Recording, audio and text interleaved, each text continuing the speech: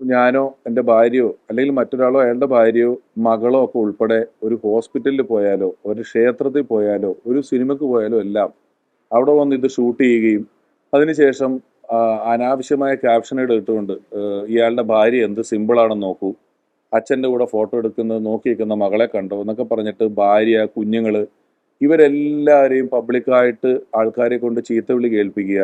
അവർ പിറ്റേന്ന് സ്കൂളിൽ പോകുമ്പം അവരുടെ കൂട്ടുകാരെന്താണ് അവിടെ അങ്ങനെ ചെയ്തതെന്ന് മക്കളോട് ചോദിക്കുക എന്നൊക്കെയുള്ള രീതിയിൽ മനുഷ്യന് ക്യാമറകളിൽ നിന്ന് മാറി സ്വകാര്യത എന്ന് പറയുന്ന ഒരു ചെറിയ കാര്യം, സ്വകാര്യതയല്ല, പബ്ലിക്കായിട്ട് തന്നെ നമ്മൾ ഭക്ഷണം കഴിക്കാനൊക്കെ പോകുന്നു, പക്ഷെ അതുപോലും അനുവദിക്കാത്ത രീതിയിലുള്ള ഈ ഒരു പ്രവർത്തനത്തെ, ലൈസൻസ് ആയിട്ടുള്ള ആൾക്കാരല്ലാത്ത ആളുകളുടെ പ്രവർത്തനത്തെ കൂടി, ലൈസൻസ് ഉള്ള ആളുകളെ കൂടി ഇതിപ്പോൾ ബാധിക്കുന്നുണ്ട്. കാരണം മൊബൈൽ ക്യാമറകൾ വന്നിട്ട് നിങ്ങളുടെയൊക്കെ ലൈസൻസ് ഉള്ള ചാനലുകളുടെ ക്യാമറയ്ക്ക് നല്ലൊരു ഒരു കാര്യം കിട്ടുന്ന പോലും ഇല്ലാത്ത രീതിയിൽ മുന്നിൽ ഈ ക്യാമറയായിട്ട് വരികയാണ്. അപ്പോൾ അതിനെതിരെ